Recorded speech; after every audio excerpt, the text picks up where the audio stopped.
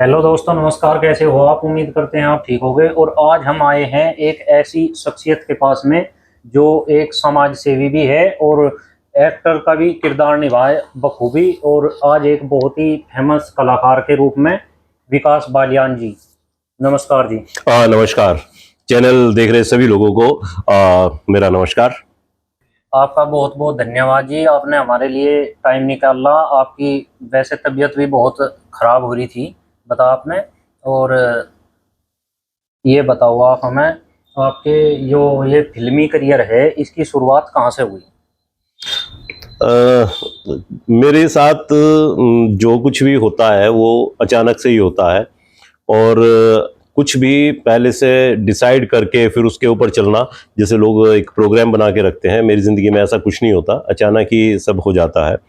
तो इसकी शुरुआत भी बड़ी अजीब सी है। मुजफ्फरनगर में 131 फीट ऊंचा एक तिरंगा झंडे लगने का एक कार्यक्रम था, और उसका काफ़ी भागदौड़ मैंने की थी। शाम को उसमें एक सांस्कृतिक कार्यक्रम भी था, और मैंने काफ़ी फिल्म इंडस्ट्री से जुड़े लोग देश के लिए प्राण न्यौछावर करने वाले शहीद भगत सिंह जी, उनके परिवार से भी, उनके भतीजे थे, जिलाधिकारी महोदय और दूसरे यहाँ पे मंत्री वगैरह सब यहीं पे।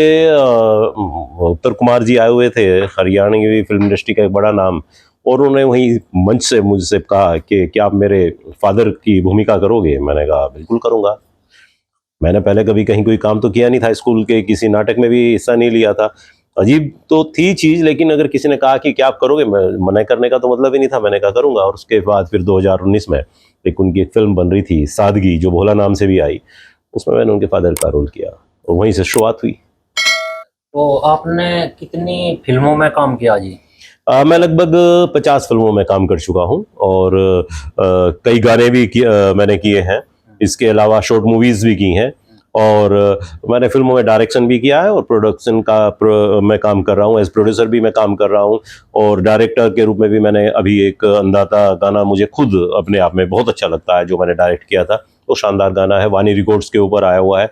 देखिएगा जरूर, किसान के ऊपर ऐसा गाना नहीं आया होगा। तो ये मेरी एक 4 साल की जर्नी जो है फिल्म लाइन की, उसमें 50 के करीब फिल्म करना, और ये सारा का सारा मेरे हिसाब से एक अच्छी शुरुआत है। अ, मतलब फिल्म के ऊपर काम नहीं कर रहे आप गाने के ऊपर कर रहे? नहीं नहीं, मैंने फिल्में भी बनाई हैं। अभी मेरे एक चैनल पे एक धाकड़ दोस्ती के नाम से एक फिल्म आने वाली है। हालांकि नाम उसका नहीं रखा, धाकड़ यारी भी हो सकता है, धाकड़ दोस्ती भी हो सकता है। दो अभी पीएस पंडित एंटरटेनमेंट चैनल है, उसके लिए 2 शॉर्ट मूवीज हैं, 1-1 घंटे की हैं। उसके अंदर भी मैंने अभी काम किया है। तो जो काम थोड़ा टाइम का होगा, जहाँ मैं 1-2 दिन में काम कर सकता हूँ, तो उन्हीं काम को मैं कर रहा हूँ। जहाँ मैं 10 दिन के लिए मेरी जरूरत है, ऐसे लंबे प्रोजेक्ट के लिए मैं काम नहीं कर पा रहा हूँ, क्योंकि मेरा स्वास्थ्य जो है इस साल मुझे बिल्कुल भी इजाजत नहीं दे रहा कि मैं लंबे समय के लिए घर से बाहर विपरीत परिस्थितियों में रह सकूं। मतलब स्वास्थ्य में क्या दिक्कत आ रही है आपकी? और देखिए, मेरी पेनक्रियाज जो है ये डैमेज हो गई हैं, और ईश्वर की यहाँ पे मैं एक कहता हूँ कि जो ईश्वर चाहता है वही होता है। उसके आप ना आपकी फरियाद चलती है, ना आपका कोई विश्लेषण चलता है। जो उसको करना होता है वो कर देता है। 2010-11 में मुझे डायग्नोज किया डॉक्टर ने कि मेरी पेनक्रियाज खराब है। तो उसमें यही यहाँ पे मधुलिका जैन, उसमें एक जो ये अल्ट्रासाउंड करते हैं, वो करते हैं, उन्होंने कहा कि तुम इतनी शराब क्यों पीते हो। मैंने कहा जी मैं तो शराब नहीं पी कभी। कहने की झूठ क्यों बोलते हो। मैंने कहा जी मैं तो सिगरेट भी नहीं पी। कहने के ऐसे कैसे, मैंने तो अंडा मीट भी नहीं खाया कभी, ये तो सब चीज़ मतलब नहीं। कहने फिर आपका ये कैसे हो सकता है। तो उन्होंने फिर और ज़्यादा अल्ट्रासाउंड पे वो किया, तो मेरा पेनक्रियाज बिल्कुल डैमेज पाया। फिर सिटी स्कैन एमआरआई वगैरह हुए, तो उसके बाद पता चला कि ये बाई बर्थ ही इसके अंदर अंदर कुछ इस तरीके से चीज़ें थी कि ये अंदर ही अंदर इसमें सिस्ट होने लगी, पथरी होने लगी, और ये डैमेज होने लगा। तो पेनक्रियाज का किसी भी शरीर में बहुत ज़बरदस्त काम होता है। एक तो आंतों को वही चलाता है, दूसरा इंसुलिन वही बनाता है, शुगर कंट्रोल का काम उसी का है। जो भी खाना आप खाते हैं उसका जूसिस भी वही निकाल के अलग अलग जगह भेजता है, और आपके हार्मोन्स जो बदलते हैं उनके भी पेनक्रियाज की ही जिम्मेदारी होती है। पेनक्रियाज डैमेज होने का मतलब है आपके शरीर का डैमेज हो जाना। मेरा उस समय ऑपरेशन बोला गया, लेकिन मैं जानता, मैं डॉक्टर आदर्श चौधरी हैं, उनको दिखाया। उन्होंने कहा कि ऑपरेशन मत कराओ, जब भी आपके कभी दर्द हो उस दर्द को सहन करना सीखो। तो मैंने पिछले 12 साल से दर्द के साथ ज़िंदगी जी है। साल में 2-3 बार मुझे इसका अटैक पड़ता था, और मैं 15 दिन 1 महीना बिना खाने पानी के, क्योंकि इसमें पानी भी पीना बंद कर देते हैं, उसके साथ अपनी ज़िंदगी गुजारी। लास्ट ईयर मेरा पैर का लिगामेंट टूट गया एक शूटिंग के दरमियान, तो मेरा फिर बेड रेस्ट बोल दिया। इसी दरमियान इस साल मार्च से ही मुझे 2 बार अटैक आ चुका पेनक्रियाटाइटिस का, तो फिर उसके तमाम इलाज हुए, दर्द बंद नहीं हुआ। 4 अब मुझे महीने हो गए हैं, मैं केवल लिक्विड डाइट पे हूँ या ड्रिप्स पे रहता हूँ, कोई खाना मैंने नहीं खाया। तो अब डॉक्टर्स ने मुझे यही कहा है कि इसका ऑपरेशन होगा, क्योंकि ये कैंसर की तरफ बढ़ रहा है। तो जब कैंसर की तरफ कोई चीज़ जाती है, और पेनक्रियाटिक कैंसर जो होता है ये आंत में भी हो सकता है, लीवर में भी हो सकता है, बहुत खतरनाक है। मोहन पारिकर साहब को हुआ था, वो जो चीफ मिनिस्टर थे गोवा के, और 2 महीने में ख़त्म हो गए थे। तो ये खतरनाक बीमारी है बहुत ज़्यादा, इसके साथ जीवन जी रहा हूँ। तो जी जैसा आपकी कौन सी ऐसी फिल्म है जिसमें मतलब समाज में युवाओं को समाज में अच्छी प्रेरणा दी गई हो? देखिए, मैंने ये मेरा एक सौभाग्य रहा है कि मैंने जो 50 के लगभग फिल्में की हैं, एंटरटेनमेंट की हैं या कुछ भी हैं, इमोशनल है या कुछ भी, इनमें हर एक में संदेश है। सबसे पहला संदेश तो हमारा फिल्मों के माध्यम से यही होता है कि जो विलेन है, हम उसका भी मर्डर नहीं करते, उसकी भी हत्या करने के लिए नहीं दिखाते कि हीरो ने उसको अंत में मार दिया। हमारा पॉसिबिलिटी यही रहती है कि उसको हम जेल भेज दें, कानून को अपने हाथ में न लें। सबसे पहली चीज तो युवाओं के साथ यही है। दूसरा, नशे से उन्हें दूर रखना। तीसरा, अपने परिवार की सबसे ज्यादा इज्जत रखना। लड़की को भगा ले जाना, प्यार मोहब्बत का मतलब उसको भगा ले जाना, ये कोई खिलवाड़ है, उनसे अनुमति मांगो। तो ये हम फिल्मों के माध्यम से चीजें सिखाते हैं। और ये भी है कि हमारी कोई फिल्म देखते हुए कोई भाई अपनी बहन को टोकता नहीं कि आप ये फिल्म क्यों देख रहे हो। उन्हें पता है कि अगर बालियान जी इस फिल्म में है, या तो ये फिल्म संदेश देने वाली होगी, एक अश्लील फिल्म नहीं होगी, द्व्यर्थी संवाद नहीं होंगे।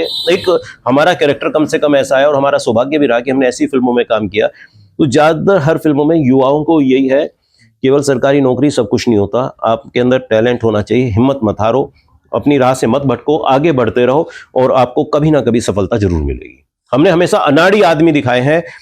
एज हीरो उत्तर कुमार भी एक अनाड़ी के रूप में, एड़ा बन के पेड़ा खाने वाली बात है कि एक अनाड़ी टाइप का और किरदार निभाते हैं, लेकिन अनाड़ीपन में भी उनको बहुत कुछ मिल जाता है। और यही सबसे बड़ी चीज है कि आप बिल्कुल अपना 100% दे के हार मत मानो कि मैं तो मर गया, बर्बाद हो गया, अब क्या होगा। आप हिम्मत करते रहो, काम करते रहो, कुछ ना कुछ मिलता रहेगा। 12 महीने एक से नहीं होते, 5 उंगलियां एक से नहीं होती, बदलाव ही जिंदगी है। आपकी अगली फिल्म कौन सी होगी जी? देखो, मेरी 2 फिल्म है। एक तो बागबान का हिंदी रीमेक है पूत कपूत के नाम से, और एक भीमराज फिल्म है। लेकिन मैं थोड़ा ठीक हो जाऊं, इसके बाद ही ये फिल्में मैं कर पाऊंगा। मेरे पास 2-3 प्रोजेक्ट बाहर के हैं, वो भी मुझे करने हैं, लेकिन अभी मैं 10 दिन का, 15 दिन का, 1 महीने का समय नहीं दे सकता। 1 दिन 2 दिन का ही मैं कर सकता था, वो भी 15 सितंबर तक। 15 सितंबर के बाद फिर मेरा ऑपरेशन होगा। फिर ऑपरेशन के बाद बच गया तो वापस आ जाऊंगा, नहीं बचा तो कितने मतलब उसमें आऊंगा, खत्म हो गया तो हो गया। और अगर बेड पे भी रहा तो 2 महीने 6 महीने, वो तो फिर ऑपरेशन के बाद की होती है, वो तो सब ऊपर। मैं उस चीज से नहीं डरता, ना ज्यादा वो करता, लेकिन वो सब समय पर अगले समय क्या होगा क्या नहीं। जब 15 सितंबर तक मेरे पास समय है, मैं हालांकि अभी बीमार हूँ, अभी भी मेरी दवाइयाँ हैं, सब चीजें हैं, लेकिन फिर भी जो भी प्रोजेक्ट्स मेरे रिमेन है, कुछ में मेरी डबिंग्स वगैरह है, वो मैं कर रहा हूँ। जो युवा इस फील्ड में आना चाह कि जैसे भाई मुझे भी फिल्म में रोल चाह, मुझे भी फिल्म करनी, तो उसके लिए बताओ आप कैसे वो हो सके उसका? देखिए, आज की तारीख में तो सबसे, क्योंकि ज्यादातर युवा ये बोल रहे हैं कि लगे भाई मुझे भी फिल्म में बिल्कुल बहुत आसान समझा जाता है कि जैसे हम ये कर रहे हैं, और उसमें मेहनत लगती है। सबसे बड़ी चीज़ है, मेहनत लगती है। और आज आपके पास, हर किसी के पास मोबाइल है। आप सबसे पहले इंस्टाग्राम पे या फेसबुक पे, आप यूट्यूब पे रील बनाएं, उन्हें डालो, अपने आप धीरे धीरे सब्सक्राइबर बढ़ाते चले जाओ। जिसके जितने ज्यादा सब्सक्राइबर है, क्योंकि एक्टिंग कोई भी कर सकता है, सब्सक्राइबर जितने ज्यादा हो जाएंगे उसको ही उतना ज्यादा। क्योंकि मान लो मैं कल को फिल्म में काम किसी को दूं, तो मैं भी ये सोच लूंगा कि अरे इसके इतने सब्सक्राइबर, इसको लो, तो इसके आने से तुम्हारी फिल्म को इतना फायदा हो जाएगा। तो आप एज ए फ्रेशर हैं, आपकी एकदम एक्टिंग स्किल एकदम सामने लोगों को नहीं दिख रही, तो आप कम से कम अपना थोड़ा सा लेवल पे काम करो, और उसके बाद आगे आ जाओ। फिर भी एक दुखद और दुर्भाग्य वाली बात मैं आपको बताऊं कि हरियाणवी इंडस्ट्री में जो प्रोड्यूसर है, जो फिल्में बनाएगा, उसको पैसा मिलता है। जो इसमें एक्टर हैं, जो इसमें डायरेक्टर हैं, जो इसमें मेकअप आर्टिस्ट हैं, या इसमें जो दूसरे सिनेमाटोग्राफर हैं, उनका बहुत थोड़ा पैसा मिलता है। कि अगर एक फिल्म ने 1 करोड़ रुपए कमाया, तो उसमें से ज़्यादा से ज़्यादा 1 लाख रुपए उन तमाम लोगों को होंगे, 99 लाख सीधे प्रोड्यूसर के पास जाते हैं। तो पैसा एज ए आर्टिस्ट आप चाह रहे हो, एज ए टेक्निकल आप उसमें काम करके चाह रहे हो, तो उसमें नहीं कमाया जा सकता। इसलिए मैं तो लोगों को राय यही देता हूँ कि अपने छोटे छोटे चैनल बनाओ, उसके ऊपर अपना कंटेंट डालो जिसके ऊपर कोई स्ट्राइक ना आए, कोई कॉपीराइट ना आए, और उसी पे फिर कोशिश करो। आप एजुकेशन का दे सकते हो, आप अपनी एक्टिंग का दे सकते हो, कुछ भी, तो आपको वहाँ पैसा कमाने को मिल सकता है। क्योंकि पहले आर्टिस्ट कम थे, देखने वाले ज़्यादा थे।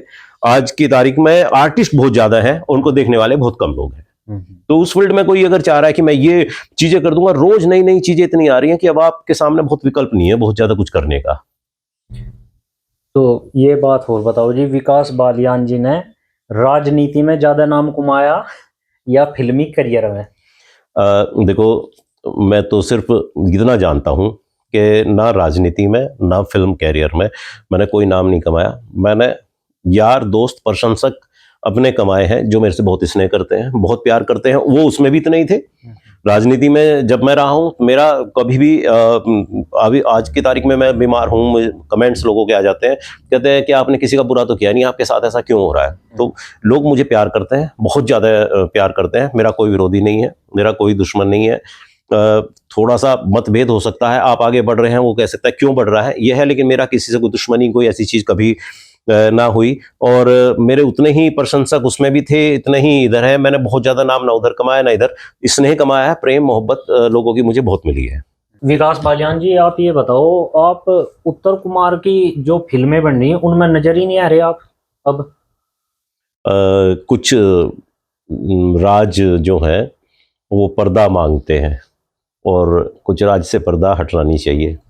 नहीं, जो हमारे दर्शक है वे तो इस बात का मतलब बुझेंगे कि लगे भाई क्यों नहीं नजर आ रही है, तो आपको पता हो सकता है कि पर्दे भी तो हटाने पड़ जा। हाँ, तो ये समझ सकते हैं कि मेरी एक्टिंग उस स्तर की ना रही हो।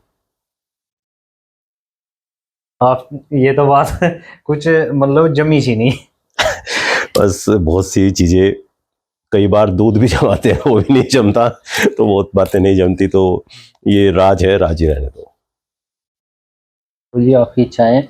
तो ये बताओ आप, जैसे ये जो फील्ड है ये लड़कियों के लिए कैसा है? हाँ, ये अच्छा सवाल है। और मेरा मानना ये है कि आपके अंदर एक्टिंग है, और बहुत अच्छी एक्टिंग है, और आपका चेहरा मोहरा बिल्कुल ऐसा है कि दर्शक आप में बहू, बेटी, बहन, प्रेमिका, हाँ जी, हाँ। सबका दर्शन कर सकते हैं। तो आपको इस लाइन में रहना चाहिए। लेकिन अगर आपको लगता है कि आपका शोषण होने के बाद आपको काम चाहिए, और तो उस दिशा में तो बस मैं यही कहूँगा कि माँ, बहन, बहू, बेटियों को इस लाइन से थोड़ा दूर ही रहना चाहिए। उस मामले में लाइन मैं अच्छी नहीं मानता, क्योंकि शोषण होता है, निश्चित तौर पे होता है, बहुत ज़्यादा होता है, और चुप रहते हैं लोग, काम इस दलदल में फंस जाते हैं, और काम मिलता भी नहीं है, पैसा भी नहीं मिलता, शोहरत भी नहीं मिलती, और बेकार हो जाते हैं। तो मैं लड़कियों के लिए, अगर वहाँ उनसे जुड़ी हुई चीज़ें जो उन्हें सुरक्षा दे सके, तो वो नहीं है, तो उन्हें वहाँ काम नहीं करना चाहिए। क्योंकि एक आज़ादी, लड़के लड़कियों को ये एक ऐसा फील्ड है जो आज़ादी अक्सर भारी पड़ जाती है। ये और बताओ आप, आपने कितने फील्ड में काम कर चुके हो आप? राजनीति में और भी कई जगह, इब्जा मतलब फिल्मी दुनिया में भी कितनी जगह, ये क्या वो है, कई जगह आपका चेहरा नजर आया हमें। स्टेबिलिटी नहीं है। एक तो मैं ये कहूँगा कि मैं जड़वत पत्थर नहीं हूँ, हाँ जी। कि एक जगह हूँ और फिर वहीं पूरी ज़िंदगी निकल जाए। मेरे फादर ने गांव, यहाँ और कचहरी, अपनी सीट, 3 जगह अपना जीवन पूरा निकाल दिया। हाँ जी। मेरा जीवन शायद पाषाण से अलग हटके एक हवा के रुख की तरह बदलता भटकने वाला है। मैं भटकाऊ की तरफ भी हूँ, भटकने वाला भी हूँ, और तमाम जगह जैसे मैं फिल्मों में अलग अलग किरदार निभाता हूँ, तो मेरी ज़िंदगी भी शुरू से ही मेरे किरदार निभाने का उसने काम अलग अलग मुझे देने का किया। मैंने 18 साल की उम्र में जब इंटर मैंने की थी, उसके बाद लोग अपना कैरियर देखते हैं कि भाई हमें आगे पढ़ेंगे। मैं यहाँ पे ग्रेजुएशन की तरफ बढ़ा, यहाँ पे हम छात्र संघ के चुनाव के लिए लड़ रहे हैं, तभी कुछ ऐसा इंसिडेंट हो जाता है कि मुझे यहाँ से भागना पड़ता है, शहर छोड़ना पड़ता है, पुलिस पीछे पड़ी होती है। और मैं पहाड़ों में जाके सर्विस करता हूँ, और होटल में जाके मुझे स्टोर कीपर की जॉब मिलती है। लेकिन थोड़ी मेरी इंग्लिश ठीक होने की वजह से पहले दिन ही उस होटल के अंदर अंग्रेजों का आना, और जो हमारे वहाँ पे रिसेप्शनिस्ट थे उनका अंग्रेजी ना जानना, मेरा वहाँ खड़े होकर उनको रूम देना, फिर उनकी सब्जी वगैरह का ऑर्डर लेना, सब चीज़ करके। तो फर्स्ट डे मेरी जो पोस्टिंग हुई वहाँ पे वो रिसेप्शनिस्ट की हुई। तो जो मैं 1000 रुपये की सर्विस पे गया था, वो मेरी 2000 की सर्विस थी। 90 91 की 91 92 की बात थी ये। तो वहाँ जाके मैंने होटल के अंदर सर्विस की। वहाँ मैंने फिर चीज़ें समझनी शुरू की कि छुआछूत क्या है, क्योंकि पहाड़ों में मैंने दलित और ब्राह्मण, ये मैंने सबसे ज़्यादा पहाड़ों के अंदर महसूस किया। पहाड़ों में मैंने हिल और प्लेन का जो पहाड़ी और प्लेन का ये मैंने युद्ध देखा। पहाड़ों पे मैंने यहाँ पे मुजफ्फरनगर के अंदर समाजवादी पार्टी की तत्कालीन सरकार थी, मुलायम सिंह जी की, इन्होंने गोलियां चलवा दी उत्तराखंडियों पर। उन्होंने सोचा मुजफ्फरनगर वालों ने गोलियां चलाई है, होटल वो प्लेन वालों का था, वहाँ अटैक कर दिया उत्तराखंडियों ने। वहाँ से कैसे कैसे करके हमने जान बचा, भाग के अपनी जान बचाई। तो बहुत चीजें मैंने वहाँ पे देखी। वो होटल बहुत बड़ा था। टीना मुनीम, अनिल अंबानी, गुलशन कुमार, कविता पौडवाल, अनुराधा पौडवाल, ये लोग वहाँ आया करते थे। अमरीश पुरी, माधुरी दीक्षित। तो बड़ा होटल था बहुत। तो वहाँ मैंने फिर लोगों के साथ उठना बैठना, कैसे लोग व्यवहार करते हैं, कितना किसी में घमंड है, कोई कितना बड़ा होने के बाद भी। भीमसेन जोशी जैसे वहाँ पे संगीतकार वो आते थे, गायक, कितने नॉर्मल, और टीना मुनीम में कितना घमंड। तो ये भी सारी चीजें वहाँ देखी। एक ह्यूमैनिटी क्या है, आप उतार चढ़ाव क्या है, वहाँ मैं देखा। जिन पुलिस वालों को मैं होटल के अंदर फ्री ऑफ कॉस्ट रखता था, सब चीज करता था, तो वहाँ 2 स्वीपर्स के बीच में झगड़ा हो जाने के बाद, उनके आपस में झगड़ा, वे पहाड़ी थे, उन्होंने मेरे ऊपर वहाँ ब्लेम लगा दिया कि इन्होंने तो मैं SC ST बोल दिया, मेरे ऊपर SC ST का मुकदमा। वहाँ पे मुझे 12,000 रुपये रिश्वत दे के वहाँ पे खुद को छुड़वाना पड़ा। और SHO ने मुझे सीधी बात की, जो अपनी इतनी पुलिस वहाँ फ्री में रुकती थी, कि आपने तो 11,000 की लाइन छू ली। तो मैंने कहा यहाँ कोई किसी का नहीं है। ये सब चीजें मुझे वहाँ पता लगी, लेकिन प्रतिज्ञा की कि अब इस होटल के अंदर मैं किसी पहाड़ी को काम नहीं दूंगा। फिर मैं मुजफ्फरनगर से स्वीपर लेके गया, पीना गांव के एक रेलवे स्टेशन से और एक जाट कॉलोनी से। मैं मुकेश, इनको ले जाके मैंने वहां पे स्टेबल किया। इनको मैंने 2,000 रुपये महीना सैलरी दी, और उसके बाद जो लगेज था, 5 मंजिला होटल था, तो उसमें लगेज यही लोग लेके जाते थे। तो इनको टिप्स मिलती थी 100 रुपये। तो ये 5 6 हजार 8 रुपये महीना इन्होंने कमाना। उन्होंने मेरे ऊपर बहुत दबाव डाला फिर उत्तराखंड के लोगों ने कि हमें काम। तो मैंने कहा नहीं दूंगा मैं बिल्कुल। मेरे होटल को लड़के लड़कियां रूम लेने के लिए आ जाया करते थे श्रीनगर यूनिवर्सिटी से। मैंने कहा मैं ऐसे रूम नहीं दूंगा, पूरा रजिस्ट्रेशन होगा उसके बाद ही रूम मिलेगा। उन्होंने मेरे ऊपर हमला करने की कोशिश की, हमने उन्हें पकड़ के पुलिस को सौंप दिया। तो अगले दिन पूरे उत्तराखंड में बंद हो गया कि ये तो प्लेन वालों का होटल है, इनके पास तमंचे इकट्ठे होते हैं, हमारे लोगों के पास कहाँ से आए। तो मैंने ये सब चीज़ें फेस की बहुत ज़्यादा। उसके बाद वहाँ से 98 में 97 में मेरी शादी हुई। 98 में मैं होटल छोड़ के आ गया। फिर मैंने अपनी यहाँ पे मुजफ्फरनगर में प्रिंटिंग प्रेस लगाई। एक प्रेस की अलग ही दुनिया थी। फिर राकेश टिकैत जी के साथ, अशोक बालियान जी के साथ, हमने चौधरी महेंद्र सिंह टिकैत जी की भारतीय किसान यूनियन में काम किया। फिर BKD बनी एक राजनीतिक विंग इनका, उसका पूरा संविधान मैंने लिखा। एक संतोष भदौरिया जी थे, हम दोनों ने मिलकर लिखा। फिर हमारा उसमें तकरार हुआ, हमने वो पार्टी छोड़ दी। फिर VM सिंह के साथ लग के 55,000 करोड़ रुपया जो गन्ना किसानों के खाते में आया, इसमें मेरी भी एक भूमिका है। मैं लगातार VM सिंह जी के साथ खड़ा रहा, चाहे सुप्रीम कोर्ट में जाना रहा या फिर लखनऊ में या इलाहाबाद कोर्ट में। वैसे बहुत काम किए। फिर बिजनेस की तरफ बढ़ गए, बहुत ज़्यादा काम मठों में इधर उधर किया। कभी गौशाला बनाई, कहीं मंदिर बनाए, कहीं कुछ। तो काफ़ी पैसा भी उस चीज़ में कमाया। फिर उसके बाद अखिलेश यादव जी के साथ बड़े अच्छे रिलेशन रहे, सब चीज़। तब ये मुजफ्फरनगर में दंगा हो गया, तब उन्हें छोड़ने के बाद लोग तो उन सुखों का लाभ उठाते। तब संजीव बालियान जी को गांव की तरफ से आगे करते करते पूरी मेहनत की। संजीव बालियान जी का उस टाइम टिकट हुआ, हमारी भी उसमें बहुत बड़ी भूमिका रही थी। तो एक बात और बताओ आप बालियान जी, जैसे कभी तो आप राकेश टिकैत जी के साथ में देखे हम आपको, कभी संजीव बालियान जी के साथ में, तो इनमें आपके लिए बेहतर कौन है? देखिए, अपना हर एक फील्ड में सभी के सभी बेहतर हैं और सभी में कमियां हैं। राकेश टिकैत जी में आंदोलन करने का जज्बा है, इच्छा है, लेकिन उनके चलते हुए कदम इस तरह से दिशा बदलते हैं कि लोगों को शक होता है कि इन्होंने पैसा ले लिया, इन्होंने दलाली कर ली, या ये अपने मामले से भटक गए। एक उन पे एक विश्वसनीयता है, वो नहीं जम पाई।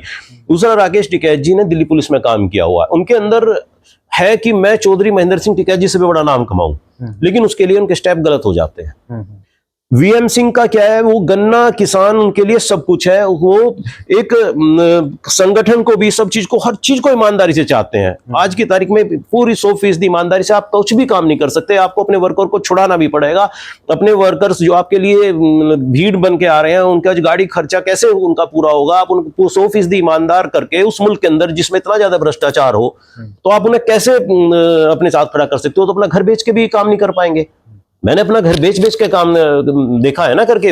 आप 5-5 बसें हम लेके जा रहे हैं कि 1 लाख रुपए में बस होती थी जंतर मंतर पे, कहां से लेके जाए? वो 1 लाख रुपए कहां से लाए? तो बच्चों का हम पेट काटेंगे। तो वो उनमें कुछ वो काम बहुत अच्छा कर रहे हैं, लेकिन कुछ चीजें प्रैक्टिकल होके नहीं हो सकती। ऐसे ही संजीव बालियान जी हैं। संजीव बालियान जी का जो है बहुत चीजें बहुत बढ़िया रही हैं, टू द पॉइंट उन्होंने बहुत काम किया, लेकिन केवल भाई भाई कहने से काम नहीं हो सकता है। आपको बहुत चीजों में प्रैक्टिकल होना भी बहुत जरूरी होगा। आप केवल भाई भाई भाई कह के ही चीजों को नहीं कर सकते, इसलिए चीजें भटक जाती हैं।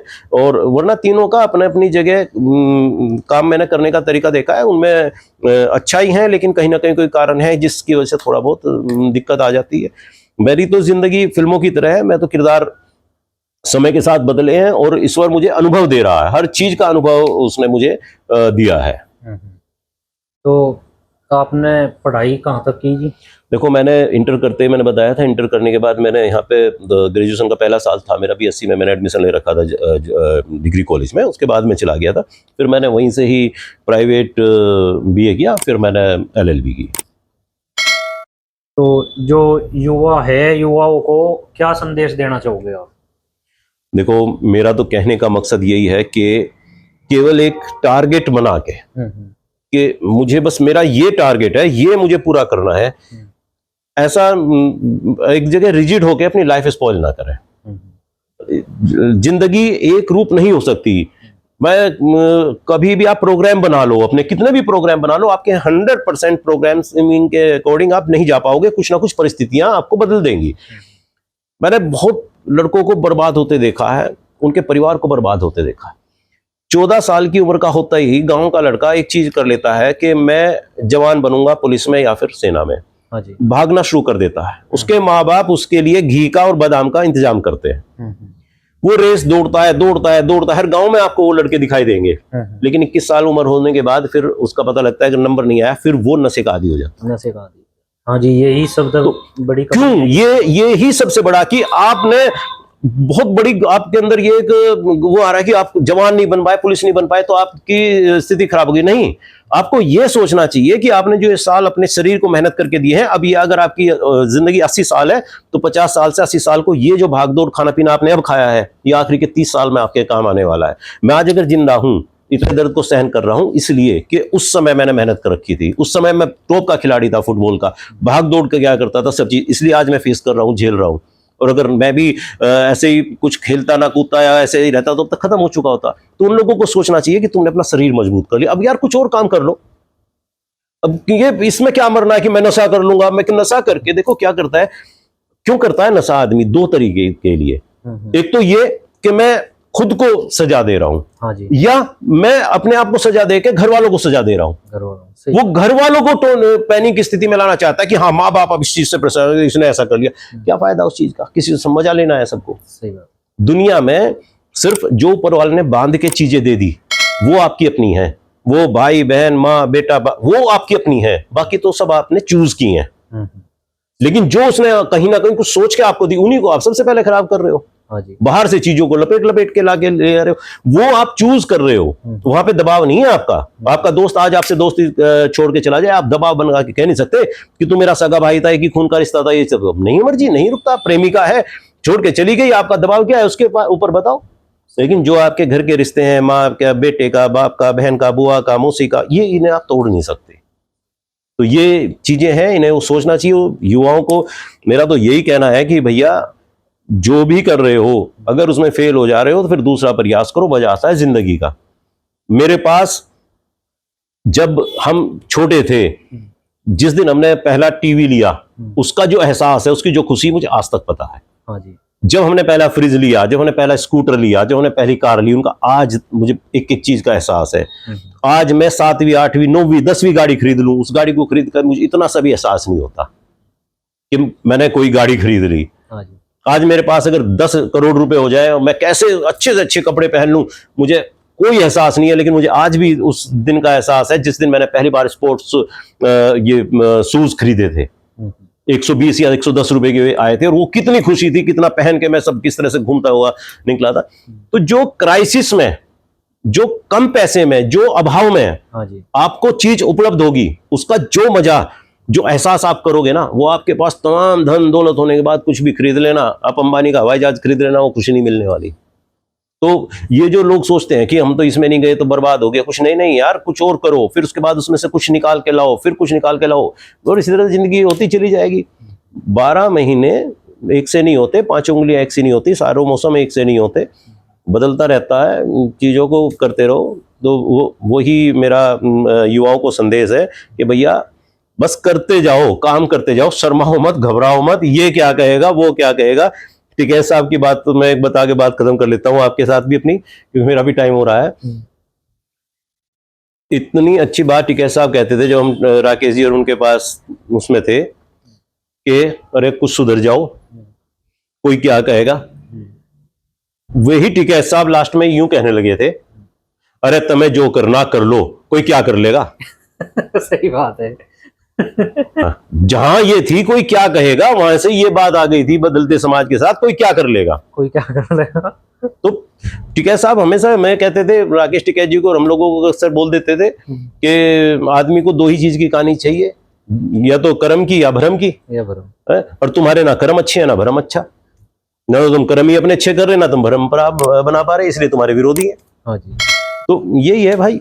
तो जी एक बात और बताओ, जो विकास बालियान है, ये राजनीतिक चेहरा है, सामाजिक है, सेकुलर है, हिंदू है, जाट है, क्या चेहरा है, क्या पहचान दे रहे हैं आपको? देखो, मैं तो किरदार निभाता हूँ और हर जगह जैसी परिस्थितियां हैं, जैसा देश वैसा भेष। मैं कहीं एक नहीं हूँ, पत्थर नहीं हूँ, पहले भी बताया था। और जहाँ जैसी आवश्यकता है, जहाँ मैं पूर्ण कर सकता हूँ कोई भी चीज़ को, मैं तो कहीं आग लग रही हो और जंगल में आग है, उसे बुझाना है, मैं तो चिड़िया हूँ जो अपनी चोंच में एक बूंद पानी लेके आ रही है और उस जंगल की आग बुझाने का प्रयास कर रही है। और लोग हंस रहे हैं कि आपकी इस चोंच में लायक बूंद पानी से आग बुझने वाली नहीं। तो मेरा जवाब तो यही रहता है कि जब कभी इस आग का जिक्र होगा तो आग बुझाने वालों में मेरा भी नाम होना चाहिए, आग लगाने वालों में नहीं। तो मेरा तो जैसा देश है वैसा ही भेष है, और मैं सबसे पहले एक इंसान हूँ। एक मेरा लास्ट जो क्वेश्चन है आपसे, ये बताओ आप, आपकी जिंदगी का जो पारिवारिक सफर कैसा रहा? मैं एक बहुत खुशनसीब हूँ कि मेरे पिता ने कभी मुझ पर शक नहीं किया, मेरी माताजी ने कभी मुझ पर शक नहीं किया, मेरी पत्नी ने मेरे ऊपर कभी शक नहीं किया। और सबसे बड़ी बात मैं आपको बताऊं कि टिकैत साहब की बात चल रही थी कि भाई 11 लोगों की और 1 रुपए की शादी करो। मुझे तो होटल से बुलाया गया था कि एक लड़की देखने जाना है, और उसी दिन वो देख के वहीं अंगूठी मंगवा के वहीं मंसूरपुर से सुनार से पहना दी थी और वहीं मेरी शादी हो गई थी। मेरे कपड़े भी नहीं बने थे, ऐसे ही कपड़े पहन के मैं गया था, उसी में मैं शादी करके आ गया था। कोई जन्मपत्री वगैरह कुछ नहीं थी, मैंने अंगूठी भी नहीं पहनाई थी। मेरी शादी हुई और ईश्वर की दया से रही कि जो फिर पत्नी बन के आई, लोग कहने लगे इन जैसी जोड़ी नहीं है वो, और उसकी जो सपोर्ट मुझे मिली है वो एक, कोई कभी शक नहीं करना, कभी किस तरह का, कोई मेरे पास 10 आदमी 15 आदमी 20 आदमी आ जाए, मुझे 2 दिन के लिए जाना पड़े, एकदम जाना पड़े, मेरे कपड़े लगाने हैं, मेरी कोई भी चीज है, कैसे भी करके, इतना भी मैंने माथे पे त्योरी नहीं देखी कभी।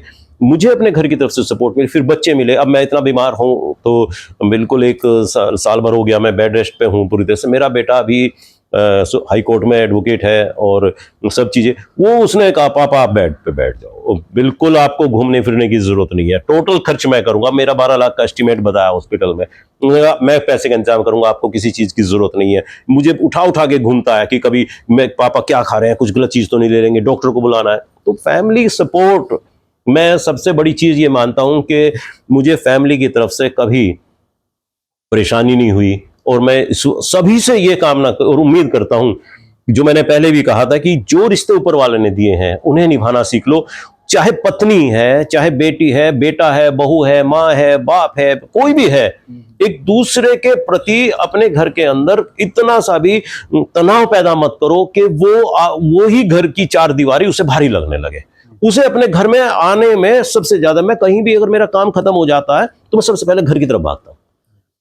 घर की तरफ आदमी तब भागेगा जब उसको घर में शांति सुकून मिलेगा, वरना घर में अशांति होगी, वो घर से दूर भागेगा। तो मैं हर किसी से यही उम्मीद भी करता हूं कि अपने घर के अंदर सबसे ज्यादा शांति और प्यार इतना बना के रखो कि आपके घर का कोई भी मेंबर घर से बाहर गया है, वो बाहर से सबसे पहले अपने घर के तरफ दौड़ के आने की कोशिश करे। तो परिवार का मुझे बहुत सपोर्ट मिला है, आई एम सो लक्की। बहुत ज्यादा ईश्वर से प्रार्थना करता हूँ कोई भी जन्म मिले परिवार यही मिले। ये और बताओ आप, मतलब जो कहने देते कि लगे हुए कि भाई क्या मिला, बड़ू से क्या मिला, पैसा कुछ भी, एक तो ऐसा हो गया कि जीरो से स्टार्ट हुआ। तो आप ये बताओ, मतलब पहला ही पुराने पैसे से हुए या अपने आप ही खुद करे आपने सब कुछ? देखो, हमारे पिताजी एक साधारण वकील थे और गांव से दूसरे नंबर के थे।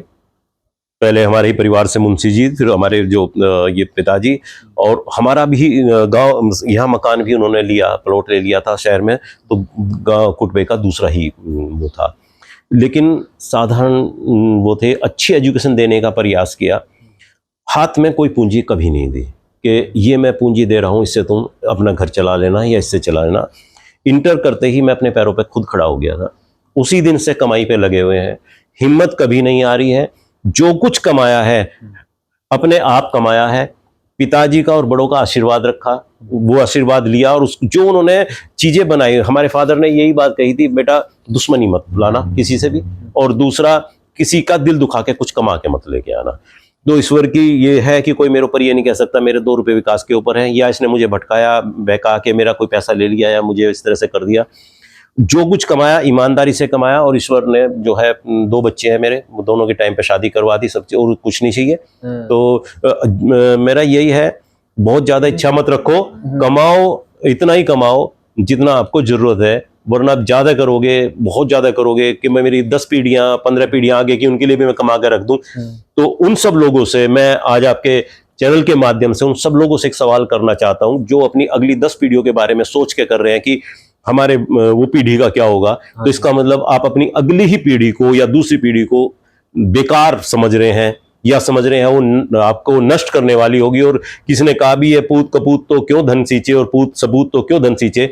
भगवान प्रभु श्री राम के परिवार वालों का जो देखो कितने बड़े भगवान जो हुए हैं, उनके ही परिवार वालों का कहीं कोई नामो निशान हो तो बता दो। पैगंबर साहब हैं, उनके ही परिवार वालों का कहीं कोई नामो निशान हो तो बता दो। कोई पृथ्वीराज चौहान है, उनके ही आप परिवार आ रहे हैं, अब आते आते क्या स्थिति उनकी होगी, उनके बाद उनके यहाँ से कोई क्यों इतना कमा नहीं पा रहा। तो अभी आपने महाराजा सूरजमल का कितना बड़ा नाम है, उनके परिवार में किस तरह का विवाद है। तो ये सारी चीजें आप कि किसी की भी, आज कृष्ण जी की कहाँ है पीढ़ियां बताओ, कहाँ अर्जुन की हैं, कहाँ युधिष्ठिर की हैं, तो सब खत्म हो जाता है। वो अपनी अगली 2 पीढ़ी 4 पीढ़ी के बारे में ना सोच के केवल इतना कमा ले जो अपना और अपने बच्चों की परवरिश बढ़िया हो जाए, पढ़ाई लिखाई उनकी शिक्षा दीक्षा हो जाए, उनको कामयाब इतना बना दे कि वो काम चलता चला जाए। इससे ज्यादा भैया ये मेरा इतना बड़ा कमरा है, मैं इसको पूरा धन दौलत से भर के रख लूं तो सोच लो ईश्वर कितना मेरे ऊपर गुस्सा कर रहा होगा कि कितने आदमी इस धन दौलत से अपने घर चला सकते थे, वो बेचारे भूखे मर रहे और ये अकेला इतने पैसे से जो है अपने कमरे में बंद करके बैठा। तो इतना ही कमाओ जितने की जरूरत हो। तो आपका बहुत बहुत धन्यवाद। आपने मतलब शरीर से भी थोड़ी सी दिक्कत सी में चल रहा शरीर भी, और हमें टाइम निकाल के दिया, और बहुत ही अच्छे आपके विचार लगे हमें। आपका बहुत बहुत धन्यवाद। धन्यवाद, और आपका चैनल देखने वाले, आपका फेसबुक पेज देखने वालों को भी बहुत बहुत धन्यवाद। और भैया चैनल को सब्सक्राइब भी करो, इनके फेसबुक पेज को फॉलो भी करो, और ज्यादा से ज्यादा बढ़ाओ, नए युवा और हर कोई इनकी तरह और लोग भी आगे बढ़ते चलो, और सभी को कुछ ना कुछ उनकी मंजिलें मिलती रहेंगी।